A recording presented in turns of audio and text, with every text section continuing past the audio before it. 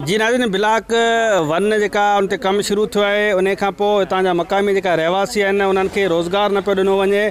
ॿियनि सूबनि जा जेके माण्हू आहिनि उहे घुराए हिते लॻाए पिया वञनि।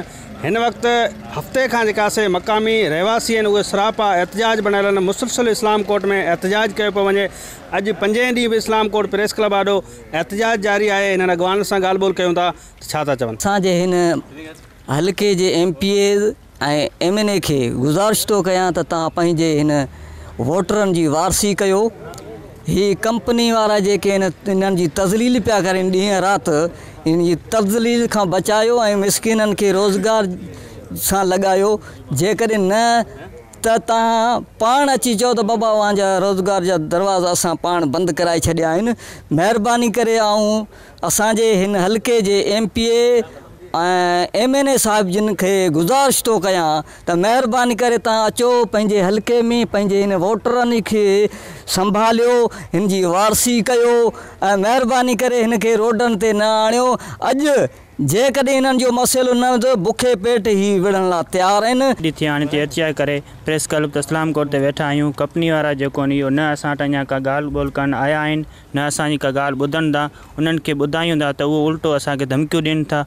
असीं वस वारनि खां वज़ीर आला मुराद अली शाह खां वस वारनि खां अपील कयूं था, हिते जे नुमाइंदनि खां अपील कयूं था त असांजो मसइलो हल कयो वञे, न त असीं इहो दाइरो जेको आहे वधाईंदासीं ऐं रोडनि ते निकिरी ईंदासीं। का बि सहूलियत असांखे न ॾिनी आहे हिननि। इहो उल्टो असांखे ज़लील कंदा अचनि। असांजी दरगाहनि जे मथां ओलियाण जे मथां मिटी अची रही आहे। असांजो को बि हाणे हेॾे ॻोठ 2500-3000 आदमशुमारी मां 15 जा 20 माण्हू लॻल आहिनि। हीअ चवंदा असां हिननि खे नौकरियूं ॾियूं, उन्हनि खे बि जेके हिकिड़े ॾींहुं रखनि था ॿिए ॾींहुं ॿाहिरि कढनि था। असीं वस वारनि खे अपील करियूं था त महिरबानी करे हीउ जेको ज़ुल्म असां था हटाए वञे। अगरि जेकॾहिं ज़ुल्म न हटायो त हीउ सिलसिलो अगरि आहिस्ते आहिस्ते वधंदो रहंदो त हिन खां रुकावट को बि कोन अची सघंदी। आया हिते असांखे तकलीफ़ आहे, जेको माण्हू असांजा आया आहिनि त जेके माण्हू रखिया आहिनि उन्हनि खे वरी वापसि गॾिया विया आहिनि। ठीकु आहे न। जेको माण्हू आहिनि ॿिए ॻोठ जा अचनि पिया, डायरेक्ट गाॾियूं वीगो में चढ़ी अचनि, डायरेक्ट गेट मथे बीठा आहिनि, डायरेक्ट माण्हू हलिया वञनि पिया। असांजा माण्हू हिते जेको आहिनि माटका वेठा आहिनि, शाम में 6-8 बजे थिया। हाणे हलिया वञूं, पहिरीं तारीख़ तव्हांखे खणंदासीं, उहो पहिरीं असां लाइ अचे ई कोन्हे साईं। राब्तो कोन कयो आहे। असां 5 ॾींहं थी चुका आहिनि, एहतजाज जारी असांजो आहे। अञा को बि न नुमाइंदो ॻाल्हाइणु आयो आहे, न कंपनी वारो को ॻाल्हाइणु आयो आहे।